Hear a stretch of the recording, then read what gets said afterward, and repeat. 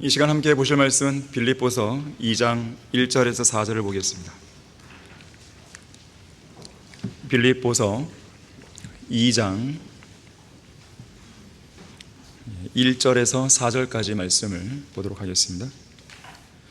자, 1절부터 보시면, 그러므로 그리스도 안에 어떤 격려나 사랑의 위로나 성령의 교제나 인정이나 자비가 있다면 같은 생각이 되어 같은 사랑을 가지고 하나 되고 한 생각이 되어 너희는 나의 기쁨을 이루라.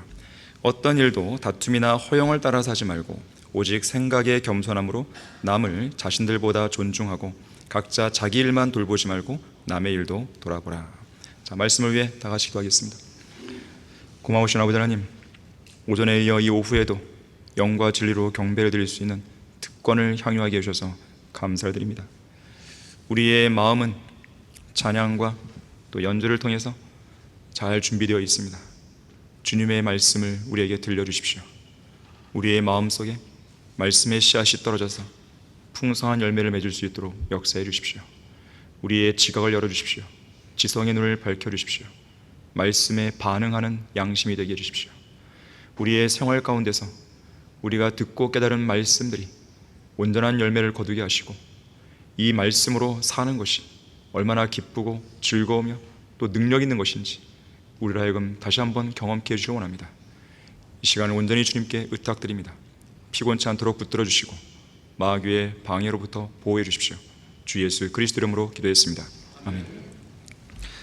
설교 제목은 같은 생각, 다른 생각, 같은 생각, 다른 생각이라는 제목으로 설교하겠습니다. 구원받은 성도는 하나님의 부르심에 참여하는 하나님의 일꾼입니다. 그리스도의 복음을 증거하는 예수 그리스도의 일꾼입니다. 하나님과 함께하는 동역자들인 것이죠. 그리스도인은 가만히 앉아서 이것저것 참견이나 하며 노닥거리라고 구원받지 않았습니다. 오히려 자리를 박차고 일어나서 밖으로 나가 부지런히 일하고 섬기라고 그렇게 구원받은 사람입니다. 그리스도인이라면 하나님을 위해서, 진리를 위해서, 그리고 하나님의 나라를 위해서 일을 해야 됩니다. 뒷짐이나 지고 구경만 하는 방관자가 되거나 감시만 하면서 입으로만 떠들어대는 감독관이 되어서는 안 됩니다. 하나님과 함께 직접 현장으로 나가 열심히 일하고 섬기면서 실제 행동으로 보여줄 수 있는 일꾼이 되어야 합니다. 제가 자주 강조하지만 입으로 말하기 앞서서 그냥 몸으로 하고 있으면 됩니다. 그러면 다 보여지는 것이에요. 구원받은 그리스도인은 하나님의 종입니다. 종이 주인을 사랑한다는 걸 어떻게 보여줄 수 있을까요? 열심히 일하는 거예요. 내가 주님의 종이라면, 내가 주님의 종으로서 나의 주인이신, 구주이신, 나의 생활의 주인이신 주님을 사랑한다고 했을 때 그 사랑의 증거는 수고예요. 수고, 사랑의 수고, 믿음의 행위, 사랑의 수고, 소망의 인내. 데살로니가 교회 안에 균형적으로 잡혀있는 모습이었죠. 사랑의 수고예요. 주님을 사랑한다면 수고하는 겁니다. 말이 필요 없습니다. 오직 주인을 위해서만 누구의 눈치도 보지 않고 의식하지도 않고 진정성 있게 열심히 일하면 되는 거예요. 진심으로 주인을 사랑하는 종은 주인을 기쁘게 하기 위한 선한 동기를 가지고 부지런히 일을 합니다. 성도는 하나님을 사랑하는 만큼 일하고 섬기게 되어 있어요. 하나님을 향한 사랑이 하나님을 섬기게 하는 최고의 동기를 제공하기 때문에 그렇습니다. 어떤 성도의 열정과 그 열정 어린 행동을 여러분들은 함부로 재단하거나 함부로 폄하해서는 안 됩니다.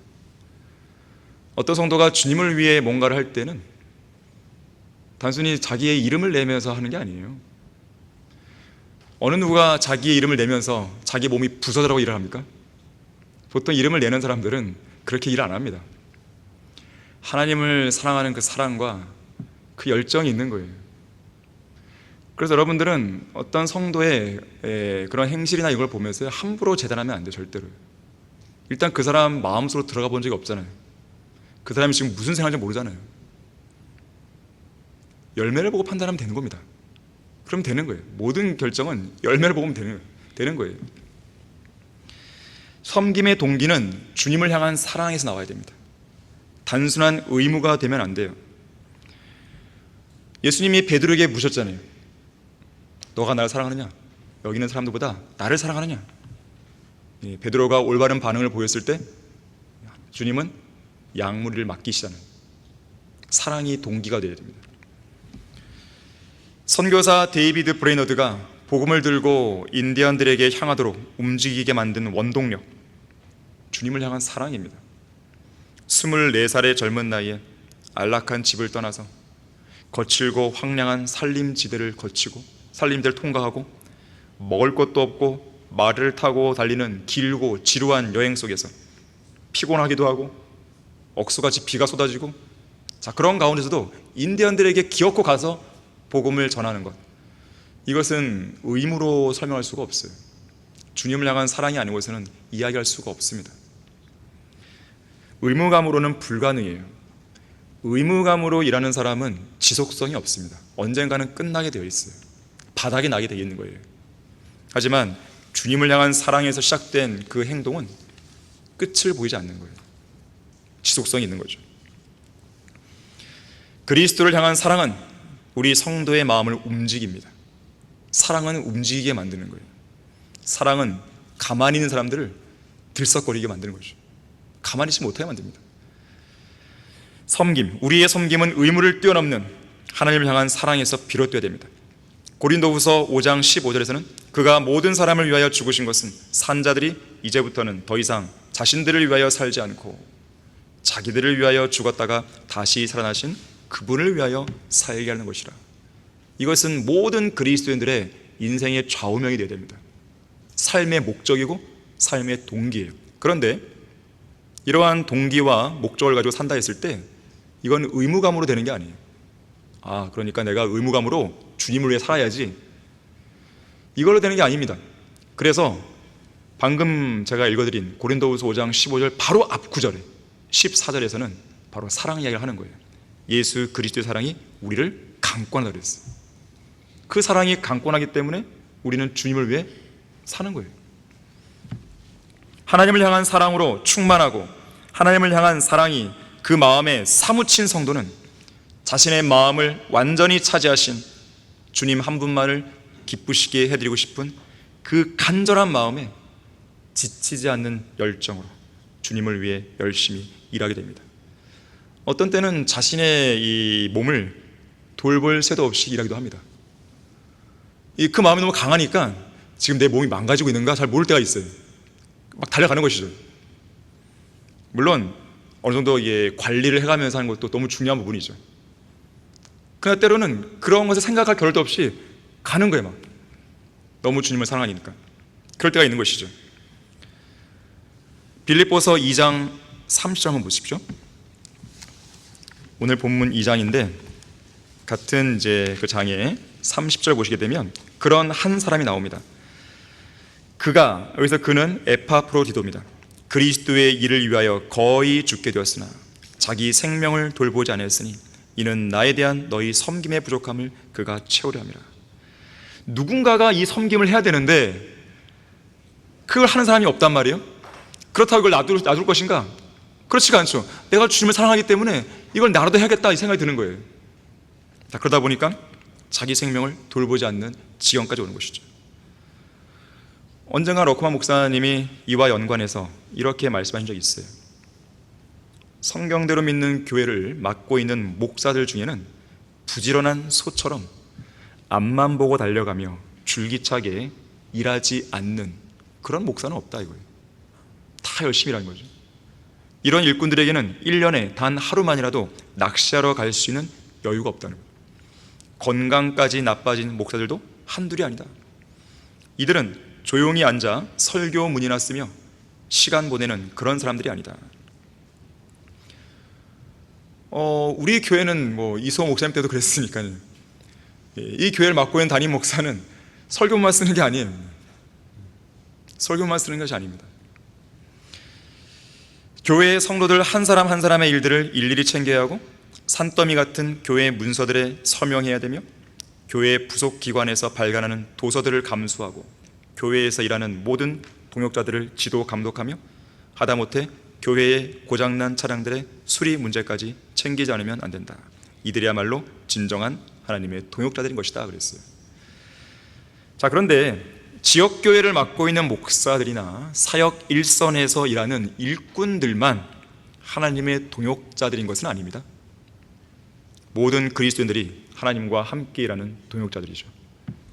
동역자는 한 가지 동일한 목적을 가지고, 목적이 같아요. 동일한 목적을 가지고 함께 일하는 사람이 동역자입니다.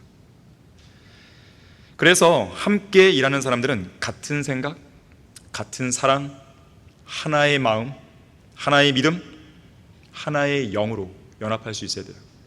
그렇게 하지 않으면 우리 교회가 추구하고자 하는 동일한 목적을 온전히 수행할 수 없습니다. 거기 빌립보서 1장 27절 한번 보세요. 27절에서 오직 너희의 행위가 그리스도의 복음에 합당하게 되라. 이는 내가 가서 보든지 멀리 떨어져 있든지 너희가 한 영 안에 굳게 서서 한 마음으로 복음의 믿음을 위하여 함께 싸우고 있다는 소식을 듣고자 함이라. 한 영 안에 서서 한 마음으로, 그리고 함께, 이것이 동역자죠. 이렇게 할 때 지역교회가 강성해지는 것이에요. 모든 성도들이 한 영 안에 굳게 서서 한 마음으로 각자 자기가 해야 할 몫을 완수할 때 지역교회는 강성해집니다. 설령 그리 대단하지 않고 지식이나 능력도 부족하고 보잘것없어 보이는 연약한 지체들이라 할지라도 모두 다 하나님의 사역에 필요한 동역자들인 거예요. 각자가 하나님으로부터 받은 은사와 지혜를 따라서 자기 몫과 자기 역할을 다해야 됩니다. 이들 중에서 단 한 사람에도 빠지거나 뒤로 물러나 있거나 또는 동역자로서의 임무를 소홀히 하게 되면 교회는 그만큼 틈이 벌어지는 거예요. 그 부분이 약해지고 아무런 힘도 발휘하지 못해서 결국 그 교회는 공동묘지가 되고 맙니다. 죽어버린 교회라는 뜻입니다. 이런 측면에서 본다면 같은 생각과 같은 사랑과 한 마음이 되어 함께 일하는 자세는 지역교회가 온전한 사역을 수행함에 있어서 매우 중요한 요소가 되는 것이죠. 한편 어떤 성도는요, 다른 부분에서는 출중한데 이러한 조건, 하나의 생각을 갖는, 같은 생각을 갖는 이 조건을 충족시키지 못해서 스스로 교만해지는 경우도 있습니다. 결국 그 사람은 교회를 대적하고 배교하여 믿음의 대열에서 떨어나가죠. 자, 사실 그리스도 안에서 사랑의 위로와 격려와 성령의 교제와 인정과 자비를 경험한 성도라면 같은 생각과 같은 사랑으로 연합하는 것이 어렵지 않습니다. 자, 그리스도 안에서 하나 되고 같은 생각을 가져야 하나님이 맡겨주신 사역을 역동적이고 효과적으로 수행할 수 있다는 것을 기억하셔야 돼요. 자신 스스로를 하나님과 함께하는 동역자로 여긴다면 여러분은 반드시 그렇게 해야 됩니다. 주님 안에서 같은 생각을 가져라. 첫 번째로 성경은 예수 그리스도의 생각을 품으라고 말씀합니다. 예수 그리스도의 생각. 자, 거기 이어지는 5절 보시면 너희 안에 이 생각을 품으라. 곧 그리스도 예수 안에도 있는 생각이라. 고린도전서 2장 16절에서는 우리 그리스도인들이 그리스도의 생각을 가졌다 그랬어요. 그리스도의 생각을 가졌다.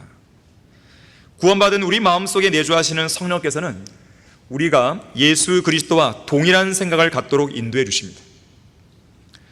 다시 말해서 우리가 육신의 정욕을 따라 행하지 않고 성령님의 인도하심을 받는다면 우리는 주님께서 생각하신 것과 똑같은 생각을 할 수 있게 되는 것이에요.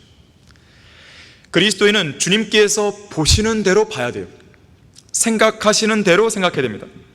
구원받기 이전에 세상적인 생각, 가치관, 안목 다 버려야 됩니다. 그래서 A.W. 토저는 말했어요. 예수 그리스도께서 사랑하시는 것을 사랑하고 예수 그리스도께서 미워하시는 것을 미워하며 예수 그리스도께서 귀하게 여기시는 것을 귀하게 여기는 사람, 자신의 지성까지도 그리스도께 굴복시키는 사람, 바로 그 사람이 영적인 사람이다 그랬습니다. 영적인 사람, 경건한 사람입니다. 경건이 뭐예요? 경건. 영어 표현을 본다면 godliness입니다. godliness. 신과 같음, 그 말이죠.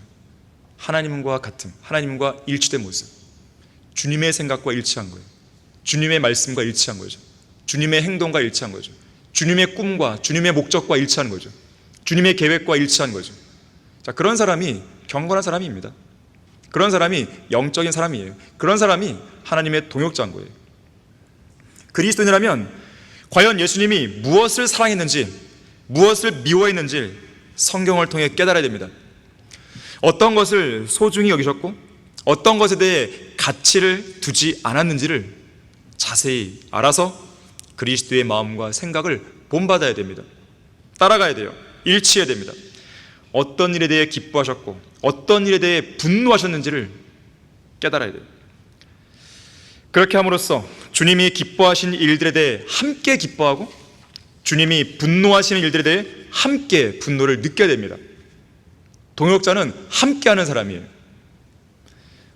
하지만 오늘날 대부분의 그리스도인들이 그리스도의 생각은 갖고 있는데 그리스도의 생각을 적극적으로 사용해서 그리스도의 생각대로 실제로 생각하지 않습니다. 또 실제로 행동하지도 않아요. 동상이몽이에요. 동상이몽. 마음과 생각을 새롭게 함으로 변화를 받지 못한 것이 가장 큰 이유인데요, 이러한 성도는 그리스도의 생각을 머릿속으로만 상상할 뿐 절대 행동으로 옮기지 않습니다. 하지만 그리스도인은 구원받고 생각할 수 있는 그 두뇌를 되돌려 받은 사람이 아닙니다. 마음과 생각이 새롭게 회복된 사람이죠. 하나님의 본성에 동참한 새로운 피조물입니다. 그렇기 때문에 하나님의 본성에 순응해서 그리스도의 생각을 실행에 옮겨야 되는 것이죠. 그렇게 하게 되면 하나님의 선하시고 기뻐하시고 온전한 뜻이 무엇인지 입증할 수가 있는 거예요. 자, 우리 모두가 그리스도의 생각을 갖고 그 생각대로 행동할 수 있게 해달라고 기도해야 됩니다.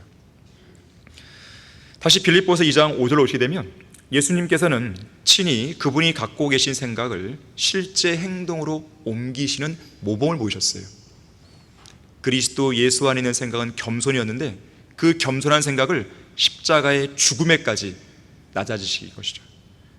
낮아지심으로 온전히 나타내신 것입니다. 나는 마음이 온유하고 겸손하니 내 멍에를 메고 나에게서 배우라. 그리하면 너희가 너희 혼에 쉼을 얻으리라. 예수님은 겸손한 분이셨습니다. 자신의 출생에 대해 자랑하지 않았고 지식을 자랑하지 않았고 외모에 대해 자랑하지 않았고 능력을 자랑하지 않았고 지성을 자랑하지 않았고 이유 없이 분노를 내지도 않았고 하나님으로서의 신성도 자랑하지 않았습니다.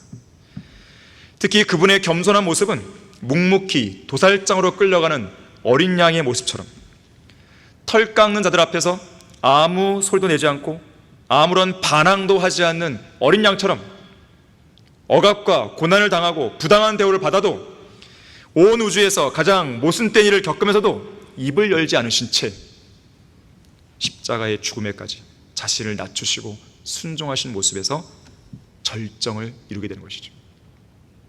거기 6절 보십시오.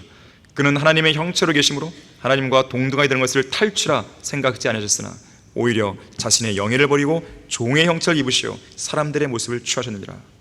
여기서 끝난 게 아니에요. 그리하여 사람과 같은 모양으로 나타나셔서 자신을 낮추시고 죽음에까지 순종하셨으니 십자가의 죽음에까지라. 예수님께서 그분의 겸손한 생각을 십자가의 죽음에까지 순종하시는 실행을 통해 보여주신 그 사랑은 단순한 사랑과 은혜로 설명할 수 없습니다. 하나님의 사랑과 은혜는 정말로 부요한 사랑이에요. 인간이 베푸는 사랑이나 은혜처럼 쉽게 고갈되는 사랑이 아니었습니다. 누군가가 이렇게 말했어요. 하나님의 사랑은 폭우처럼 우리를 휩쓸어간다. 수로처럼 우리의 가는 길을 둘러 막아준다. 대양처럼 충만함으로 우리를 감싼다. 우리를 움직이는 원동력이고 우리의 활동을 제한하는 범위이며 우리를 부요하게 하는 충만함이다. 하나님의 사랑에 한번 사로잡혀 보십시오. 주님과의 첫사랑에 열정을 한번 내보십시오. 하나님의 사랑에 사로잡히게 되면 그야말로 그 사람은 지금과는 또 다른 형태의 사람으로 변해 있을 것입니다. 그 사랑은 그리스도의 겸손한 생각이 가져온 실로 위대하고 풍성한 사랑이었던 것입니다. 시편 40편 5절에서요. 오 주 나의 하나님이여, 주께서 행하신 주의 경이로운 일들이 많으며 우리를 향하신 주의 생각도 많나이다. 내가 그것들을 선언하고 말하려 하나 주께 정연하게 헤아려 드릴 수도 없고 많아서 셀 수도 없나이다. 그랬어요. 시편 92편 5절에서는 오 주여, 주의 역사들이 어찌 그리 위대하신지요, 주의 생각들도 심히 깊으시나이다. 아까는 주의 생각이 많다고 그랬고 여기서는 주의 생각이 깊다고 그랬고, 하나만 더 말씀드리면 시편 139편 17절에서는 오 하나님이여, 주의 생각들이 내게 또한 얼마나 귀중한지요, 그 수가 얼마나 많은지요. 주의 생각들은 많고 깊고 귀중해요. 다시 말하자면 십자가의 죽음에까지 낮아지신 예수 그리스도의 생각, 그 겸손한 생각이야말로 하나님의 수많은 생각들 중에 가장 경이로운 생각이고, 그 수많은 생각들 중에 가장 깊고 심오한 생각이며, 수많은 생각들 중에 죄인인 우리에게는 가장 귀중한 생각인 것이죠. 이처럼 하나님의 구원 계획을 믿음으로 받아들인 우리 그리스도인들은 바로 그 생각, 예수 그리스도의 생각을 우리 마음속에 지니고 있는 사람들입니다. 그러한 생각을 가진 우리에게 예수님은 이렇게 물으시는 거예요. 내가 너를 위해서 나의 겸손한 생각을 실행에 옮김으로써 나의 몸을 너에게 내어주었는데, 너를 위해 내어줬는데, 너 역시 나를 위해서 내 안에 있는 그리스도의 생각을 실행에 옮김으로 너의 몸을 나를 위해 바칠 수 있겠냐? 물으시는 거예요. 우리의 구속을 위해 반드시 필요한 그 몸을 예수님이 내어주셨듯이 예수 그리스도께서 우리의 몸을 필요로 하신다면 여러분은 그 몸을 기꺼이 바칠 준비가 되어 있습니까? 그 옛날 신실한 믿음의 성도들은 고문을 당하면서도 굳이 피하려 하지 않았습니다. 잔혹한 조롱, 채찍질의 시련, 결박, 감옥에 갇히는 일, 돌로 맞고 톱으로 켜지고 시험을 당하고 칼로 살해되고 동물의 가죽을 쓴 채 궁핍과 고난과 학대를 당하면서도 우리를 위해 몸을 내어주신 예수 그리스도와 진리의 말씀을 지키기 위해서 순교의 죽음을 마다하지 않은 것이요, 기꺼이 자신의 몸을 죽음에까지 내어준 것입니다. 자, 그런데 이 시대에는요, 순교까지도 원하지 않으세요, 하나님은. 이 시대는 너무나도 배교로 꽉 차 있기 때문에 순교를 요구해도 순교할 사람이 없는 거예요. 좀 비참한 현실이죠. 너무나 비참한 현실이죠. 하나님은 아무한테나 순교를 요구하지 않습니다. 순교할 만한 성도니까 순교를 요구하는 거예요. 순교를 요구할 만한 시대니까 순교를 요구한 거예요. 하지만 이 시대는 눈을 씻고 찾아봐도 찾아볼 수가 없는 거예요. 자, 그런 시대에 몸을 못 들이겠냐 이거예요. 순교를 요구하는 것도 아닌데 나를 위해서 몸을 못 내주겠냐 이거예요. 구령하기 위해서 몸을 드리라는 것이 과도한 부탁이야? 과도한 어떤 명령인가요? 말씀을 읽기 위해서, 예배를 드리기 위해서, 주님을 위해서 뭔가 섬기기 위해서 하루 종일도 아니고 1시간, 때로는 30분 이렇게 드리라고 하는 것이 하나님께서 정말 과도한 요구를 하시는 거예요? 저는 정말 바쁜데요, 시간이 없는데요. 주님 아시잖아요. 제가 얼마나 공부 때문에 바쁜지, 직장이 얼마나 바쁜지 아시잖아요. 요즘에 먹고 살기가 힘든 거 얼마나 잘 아시잖아요. 요즘 MZ세대들은 직장 잡기가 어렵단 말이에요. 웬만한 스펙 가지고 안 된단 말이에요. 저는 그러한 고백들이 여러분에게 없기를 바랍니다. 그거는 핑계죠. 변명이죠. 동일한 상황에서도 자신의 몸을 드리는 성도가 있기 때문에 그렇습니다. 그럼 그 사람들은 어떻게 된 거죠? 갑지불이 필요합니다. 둘 다를 할 수 있는 게 아니에요. 자신 안에 있는 그리스도의 생각을 과거 순교자들의 시대에 순교자들이 자신의 순교를 통해 입증해 보였듯이 우리도 이 시대에 순교는 아니더라도 우리의 몸을 드림으로써 입증해 볼 수 있어야 되는 것이에요. 우리는 그리스도의 생각을 가진 하나님의 동역자들임을 기억해야 됩니다. 우리가 정말로 그리스도의 생각을 품고 있고 또 그 생각을 실행으로 옮기를 원한다면, 그런 양심이 조금이라도 있다면 주님께서 우리의 몸을 요구하실 때 절대로 주저하시면 안 됩니다. 주님이 가라고 하시면 가야 돼요. 멈추라면 멈춰야 됩니다. 들어가라 하면 들어가고, 들어가지 말라 하면 들어가지 말고, 무언가를 포기해 하면 포기해야 됩니다. 저도 14년, 8년, 9년, 10년 전에 저도 내려놓은 곳이죠. 좀 늦게 내렸죠, 사실은. 무언가를 말해라 그러면 말해야 됩니다. 입을 다물고 있으려면 다물어야 돼요.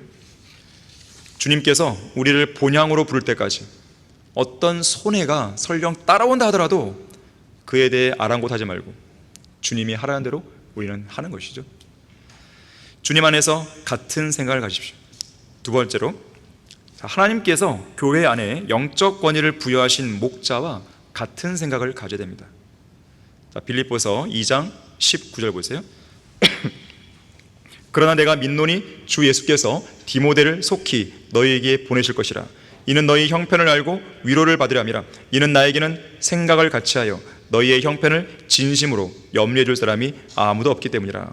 모두 자기 자신의 일만을 구하고 그리스도 예수의 일은 구하지 아니하느니라. 지역교회 안에 하나님의 사역을 선두에서 이끌고 있는 목자의 생각과 서로 다른 생각을 지니고 있는 성도들이 곳곳에 포진해 있으면 그 교회는 온전한 사역을 이룰 수 없을 뿐 아니라 그 교회가 붕괴되는 것은 시간 문제입니다. 저는 이소호 목사님과 함께 동역할 때 늘 목사님과 같은 생각을 가졌던 것은 아닙니다. 때로는 다른 생각이 들 때가 있단 말이에요. 근데 그러한 다른 생각이 어떨 때는 제가 옳을 때가 있어요. 자, 그러면 다른 생각이 들었을 때 여러분은 어떻게 할 것입니까? 일단 제안을 하는 거죠. 목사님, 이게 더 옳은 것 같은데 어떻겠습니까? 제안할 거 아니겠어요? 자, 그것이 수락이 된다면 좋은 일이겠지만 만약에 수락이 안 됐어요. 그럼 여러분 어떻게 하실 겁니까? 마음속에 불평 같습니까? 불만 같습니까? 나중에 정말 일이 틀어졌을 때 제가 맞잖아요, 이럴 거예요? 따질 거예요? 그거는 동역자의 모습이 아닙니다. 기도하는 거예요. 한 가지 사례가 나오는데요, 사도행전 21장 보세요.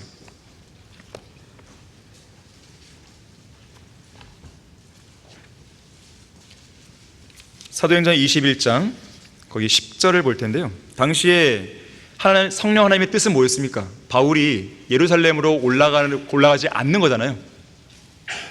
그래서 막 주위에서 어떻게 해요? 가지 말라고, 그건 성령의 뜻이 아닌 것 같다고 가지 말라고 만류하잖아요. 근데 바울은 기어코 가죠. 자, 그 상황이에요. 지금 21장 10절에서 우리가 그곳에서 여러 날을 체류하고 있을 때 아가보라고 하는 한 예언자가 유대에서 내려왔는데 그가 우리에게 와서 바울의 허리띠를 가지고 자기의 손과 발을 묶어놓고 말하기를, 성령께서 이렇게 말씀하시기를 예루살렘에 있는 유대인들이 이 띠의 임자를 이같이 결박하여서 그를 이방인들의 손에 넘겨주리라 하시느라고 하더라. 성령님의 뜻이 아니라는 걸 보여주는 거예요. 가지 말라는 거죠. 이 말을 듣고 우리는 그곳에 있는 사람들과 함께 예루살렘에 올라가지 말라고 바울에게 간청하니 바울이 대답하기를, 어찌하여 울면서 내 마음을 약하게 만드느뇨? 나는 주 예수의 이름을 위하여 예루살렘에서 결박을 당할 뿐만 아니라 죽을 각오까지 되어 있느라고 하더라. 14절이 중요한데요, 그가 권고를 받아들이지 아니하므로 우리는 더 이상 말하지 않고 주의 뜻이 이루어지다라고 말하니라. 이것이 동역자의 올바른 자세예요. 기다리는 겁니다. 기도하는 거예요. 주님의 뜻이 이루어지도록. 결과적으로 바울은 붙잡히게 되죠. 하지만 모든 일이 합력하여 선을 이루게 하신 하나님께서 로마로 어쨌든 가게 만드시잖아요. 저도 그런 것을 종종 몇 번 이렇게 경험한 적이 있었는데, 목사님께서 갖고 계신 생각과 제가 달랐을 때, 또 제가 드린 제안이 바르지 않았을 때 기다렸습니다. 기도했어요. 그러면 둘 중 하나가 나옵니다. 결과는 하나는 제가 틀렸거나, 두 번째는 목사님께서 바꾸시거나. 무슨 말인지 아시겠습니까? 하나님께서 바꾸시는 거예요. 결국에는 우리는 다 기도하는 사람이잖아요. 우리는 인간적인 방법으로 일하는 사람들이 아닙니다. 기도하는 사람들이기 때문에 하나님께서 알려주시는 거예요. 만약에 정말로 목사님께서 잘못된 생각을 갖고 있었다, 그럼 그걸 바꿔주시는 겁니다. 자, 뭘 했어요? 주의 뜻이 이루어져야 돼요. 그것이 동역자의 올바른 생각이, 올바른 자세입니다. 자, 그렇다면 왜 동일한 지역교회 안에 속해 있으면서도 목자와 같은 생각을 갖고 동역하는 성도가 있는가 하면 다른 생각을 가지고 교회 사역을 약화시키는 성도가 있는 것인가? 이유가 무엇인가? 그 성도가 하나님께서 세우신 목자로부터 제대로 배우지 못했거나 배웠다 하더라도 배운 대로 실행하지 않았기 때문에 그렇습니다. 빌립보서 4장 9절에서는 너희는 또한 나에게서 배우고 받고 듣고 본 이런 일을 행하라고 했어요. 배우고 받고 듣고 본 네 가지요. 거기 히브리서 13장 7절 보십시오.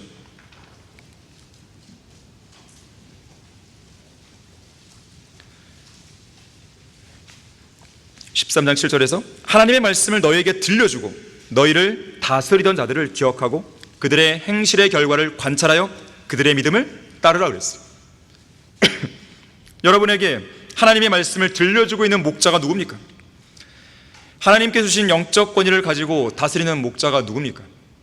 특히 이 땅에 바른 성경인 한글 킹제임스를 번역했고 피터 러크만 목사님과 그분의 성경적 지식을 소개해 주었으며 성경 침례교회를 중심으로 한 위대한 여러 가지 사역들을 시작하신 분이 누구였어요?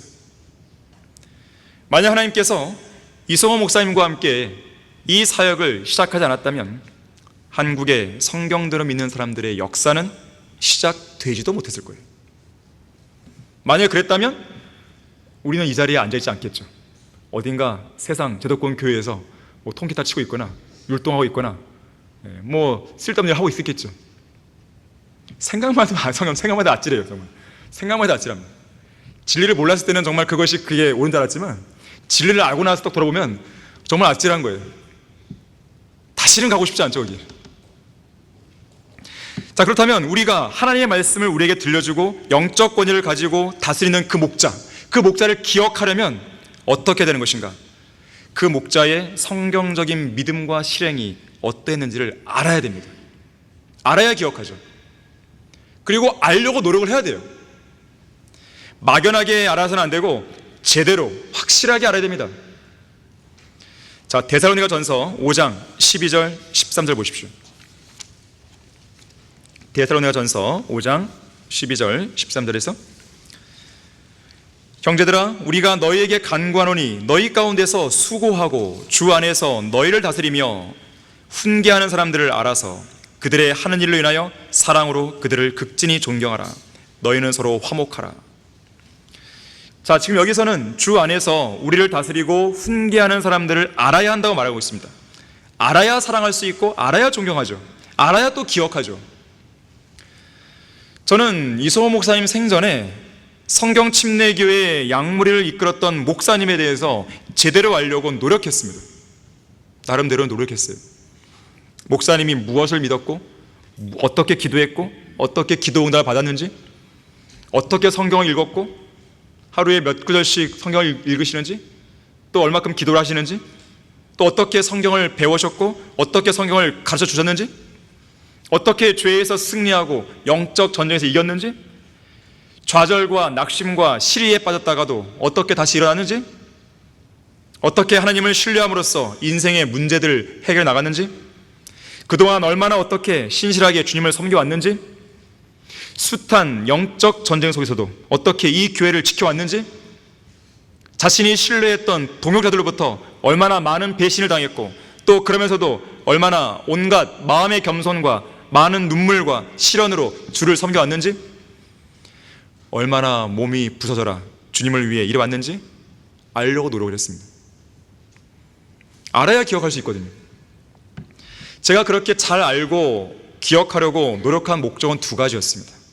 첫 번째는 목사님을 잘 따르기 위한 것이었어요. 두 번째는 목사님 만약에 안 계신다는 상황이 있었을 때 목사님을 통해 우리에게 전수된 성경적인 믿음과 지식을 계속 이어나가기 위한 것이었어요. 5년 전 저는 이 강단에서요 여러분에게 설교할 기회가 있었을 때 이렇게 말한 적이 있어요. 여러분, 하나님의 말씀을 전해주던 이성호 목사님이 항상 우리 옆에 머물러 있는 것은 아닙니다. 반대로 이 자리에 있는 여러분이 언제나 목사님 옆에 있을 수 있는 보장도 없습니다. 태어나는 것에는 순서가 있어도 죽음에는 어떤 순서가 없기 때문입니다. 어쨌든 죽음이 우리 사이를 갈라놓든지 아니면 하나님의 목적 속에서 우리가 어떤 다른 사역을 위해 떠나든지 언젠가는 우리 서로가 서로의 곁을 떠나야만 하는 순간이 다가올 수도 있는 것입니다. 때로는 어떤 특별한 환경 속에서 우리 스스로 영적으로 홀로 서야만 하는 그런 상황이 발생할 수도 있습니다. 언제 우리가 러크만 목사님이 먼저 하늘나라로 가실 것이라고 예상이나 했겠습니까? 함께 휴거되기를 기대했을 뿐 러크만 목사님이 먼저 하늘나라로 가실 것이라고는 아무도 생각하지 못했습니다. 우리 중 어느 누구도 자기가 관에 들어가는 날짜를 정해놓고 살지는 않습니다. 다만 하나님께서 우리 각자의 인생에 정해놓으신 수명을 살아갈 뿐입니다. 어쨌든 우리가 어떤 상황에 직면하든지 우리가 당황하지 않고 우리에게 진리의 말씀을 가르쳐 주신 이성호 목사님이나 피터 러크만 목사님 같은 분들의 믿음과 행실을 지속적으로 따라가려면, 또한 그 믿음의 본을 내 후대에게도 계속 물려주려면 더더욱 우리는 그분들의 믿음과 행실을 잘 기억하고 있어야 합니다. 또한 실제로 그분들의 믿음과 행실의 결과를 주의 깊게 관찰하고 따를 수 있어야 됩니다. 말로만이 아니라 실제 행동으로 따라 나서야 하는 것입니다. 그저 흉내만 낸다든지 따르는 척 해서도 안 됩니다. 실제로 따라 나서야 합니다. 따르는 믿음은 행동하는 믿음이지 빈술에만 요란한 믿음이 아닙니다. 이렇게 설교했었어요. 자, 어쨌든 피터 러크만 목사님과 이성호 목사님의 위치가 얼마나 소중했는지 그것조차 모르는 세대가 앞으로는 계속 일어납니다. 자녀들은 태어나기 때문에. 세대가 바뀌는 것은 필연이에요. 우리가 맞닥뜨려야 하는 현실이죠. 가장 슬픈 것은 자기에게 전수된 믿음이 그 다음 때에 전수하지 못하고 끊기는 거예요. 저는 그것이 이 목사님이 살아가시기 훨씬 전부터 항상 유념해왔던 부분이에요. 왜냐하면 제가 2000년도에 여름수련회 갔었는데 그때 이성 목사님께서 여름수련회 청년부 특강을 주셨어요. 그 강의 내용 중에 딱 이 한 가지가 제 마음에 계속 남아있는 거예요. 여러분들 후대를 양육해야 됩니다. 길러내야 됩니다. 똑같은 사람, 같은 생각을 갖고 있는 사람, 같은 생각으로 행할 수 있는 그 사람을 계속 길러내야 돼요. 지역교회가 세워졌다가 왜 마귀의 수중에 떨어진지 아십니까? 배운 대로 안 하기 때문에 그런 거예요. 이 교회에서 배운 대로 하면 되거든요. 배운 대로 안 하고 핀트를 약간 조정하는 거죠. 조금 조정하면요 더 조정하고 싶어요. 더 가고 싶어요. 결국에는 성경 침례의 모습이 하나도 안 남습니다. 그래서 저는 늘 얘기해요. 지금 안동, 대구 우리 김소 형제하고 김소 형제한테 계속 강조하는 것은 똑같이 하라고. 그러면 된다고. 배운 대로 하면 되는 거예요. 모르면 물어보라고. 모르는데 그냥 막 자기 생각대로 하려고 그래요. 실패합니다.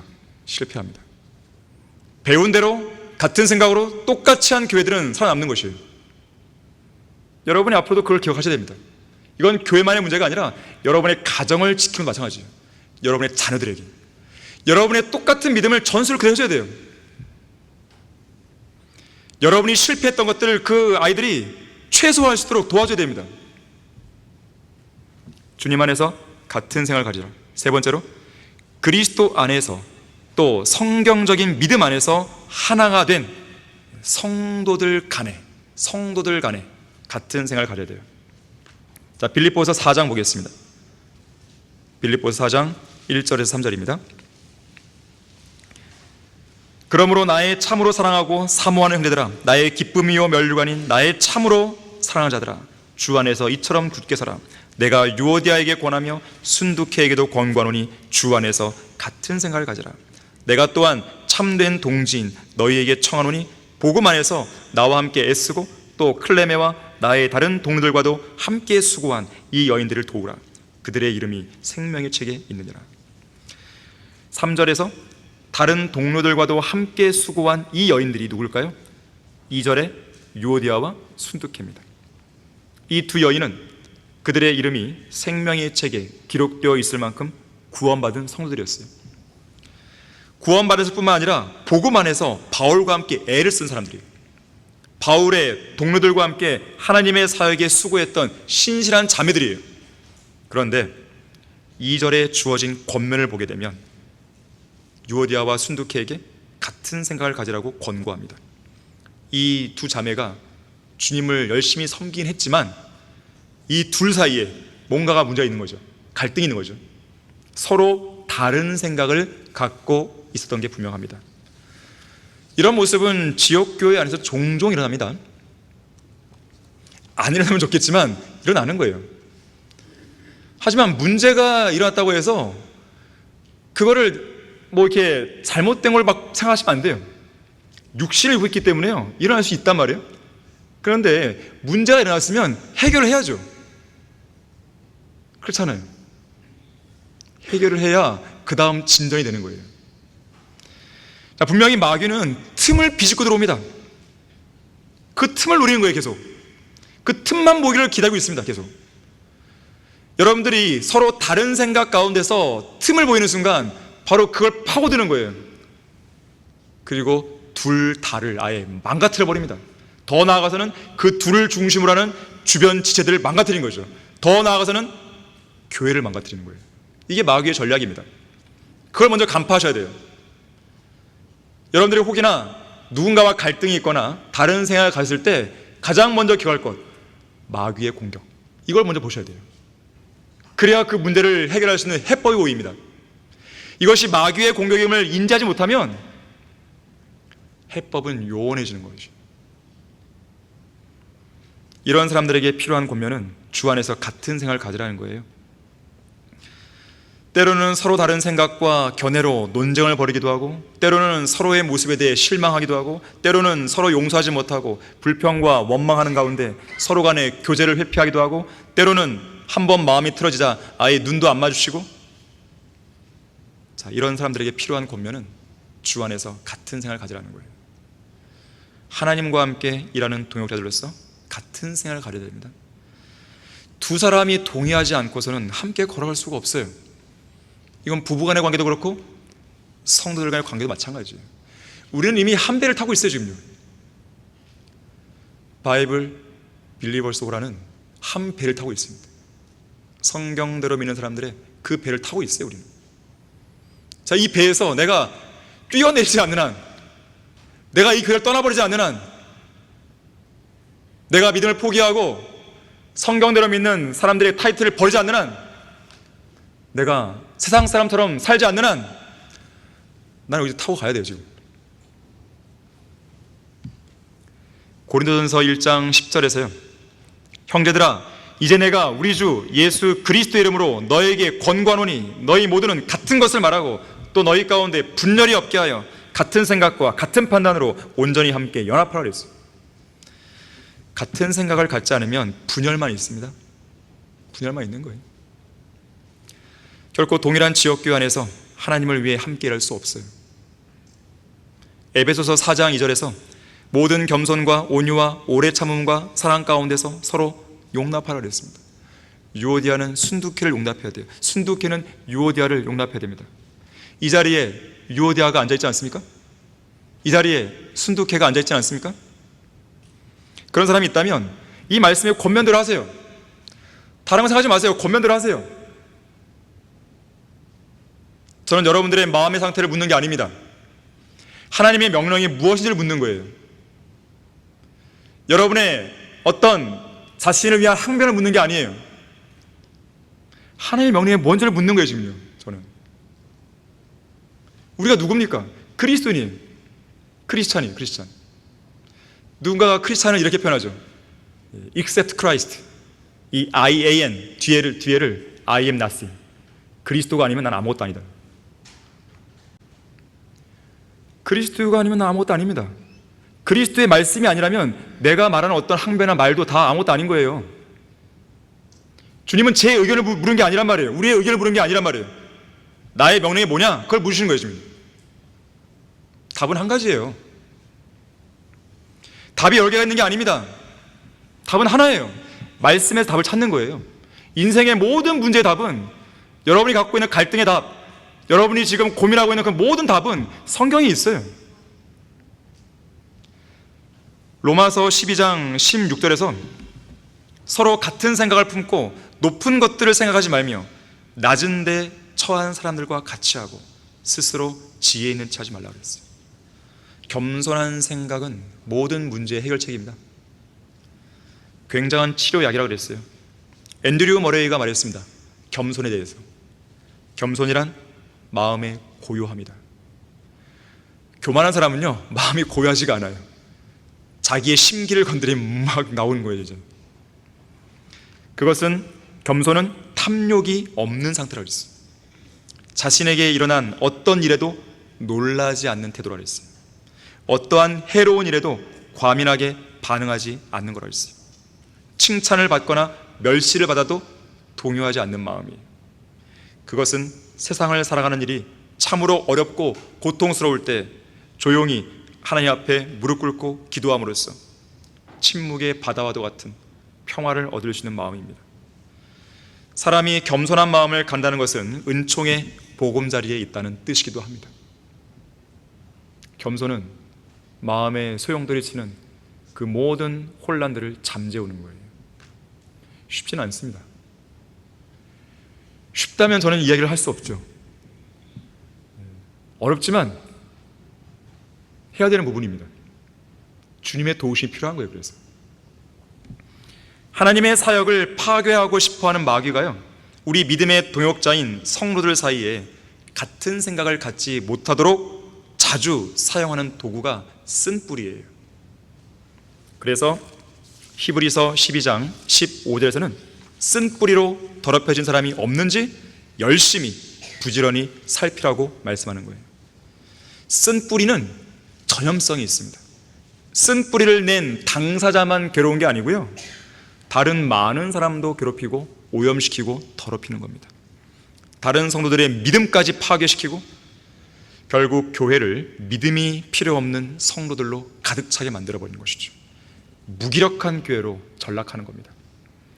어떤 성도가 버리지 못한 나쁜 옛 습관, 묵은 누룩, 악한 일들, 불평과 불만, 교만, 자부심, 독한 시기, 증오, 이러한 쓴뿌리들은 쉽게 전염돼요.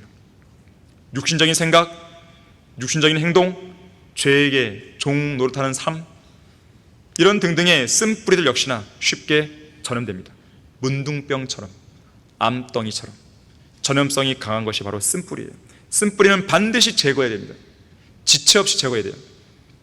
우리 안에 쓴뿌리가 생겨나 교회를 오염시키고 있지 않은지, 교회를 파괴하고 있지 않은지 반드시 주의 깊게 살펴야 됩니다. 쓴뿌리는 개개인의 믿음을 파괴하고 가정과 교회 전체를 무너뜨리기 위해 사용하는 마귀의 주요 거점이에요. 틈이 보이잖아요. 그리고 그 틈에다가 쓴뿌리를 심는 거예요. 쓴뿌리가 심어지게 되면 마귀는 거점을 마련하고 이제는 그 다음 단계로 요새를 구축합니다. 요새가 구축되면 이게 제어하기가 쉽지 않아요. 너무 견고해서. 불가능한 건 아니지만 쉽지가 않다는 거예요. 많은 노력이 필요합니다. 많은 포기가 필요한 거예요. 누군가가 말했어요. 쓴뿌리에 대해서. 쓴뿌리는 스스로 부당한 취급을 받았다고 느낄 때 자주 생겨나지만 실제로 부당한 대우를 받지 않았더라도 그렇게 대접받은 것 같은 오해에서도 생겨날 수 있다. 우리의 마음이 상처받을 정도로 실제로 다른 사람으로부터 부당한 대우를 받았든지 혹은 실제로는 그렇지 않은데도 그렇게 오해하고 있다든지 항상 주의하지 않으면 쓴뿌리의 올무에 쉽게 걸려들 수 있는 것이다. 쓴뿌리는 대개 성도들 간에 경쟁하려는 태도나 정확한 의사 전달의 실패, 부당한 취급을 당한 것 같은 감정에서 생겨나고 발전된다 그랬어요. 자, 이런 현상은 주로 교만과 쓸데없는 자부심을 통해 생겨납니다. 잠언 26장 22절에서 험담하는 자의 말들은 상처와 같이 뱃속 깊은 데로 내려간다고 했어요. 험담하는 사람, 가장 못난 사람이에요. 왜 험담하는지 아십니까? 자기가 잘났다고 생각하는 것이죠. 제가 말씀드리잖아요. 입으로 아무리 떠든다 해도 그 사람의 잘난 무엇이 드러나는 게 아니에요. 행동이에요. 열매예요. 그걸로 판단하면 되는 겁니다. 여러분은 사람들의 그 말에 그냥 이렇게 휩쓸리면 안 됩니다. 뭐 말을 들을 수는 있죠. 그게 칭찬이든 뭔가 이게 험담이든 들을 수 있겠죠. 하지만 웬만하면 듣지 않는 게 좋아요. 하지만 들었다 하더라도, 그게 내 귀에 딱 들어왔다 하더라도 그걸로 판단하면 안 됩니다.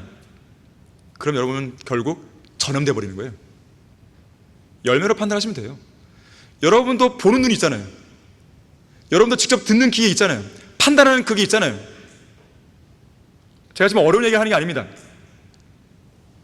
여러분이 그 마귀의 공격을 피할 수 있는 방법을 제가 알려드린 거예요. 지금 이런 일은 비일비재라는 거예요. 교회 안에서 지금까지 영적 전쟁이 벌어졌을 때요, 수많은 전쟁이 벌어졌을 때 크고 작은 전쟁들의 대부분의 문제는 다 거기 시작됐어요. 누군가 뭔가 얘기를 하죠. 얘기를 들은 사람이 그걸 붙잡죠. 그럼 하나의 그룹이 형성됩니다. 2명, 3명, 4명 붙죠. 이제 그러면 최초에 그 말을 한 사람을 중심으로 해서 뭔가 팀이 형성되죠. 나중에 이 사람들이 세력을 얻게 되면 교회를 대적하고 나가는 거예요. 다들 그런 패턴이에요. 반복됩니다.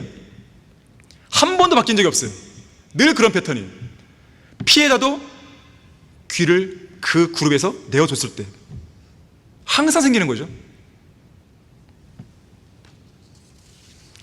결론적으로요, 디모데는 빌립보 교회의 성도들의 형편을 진심으로 염려해 줄 만큼 바울과 같은 생각을 갖고 있었습니다.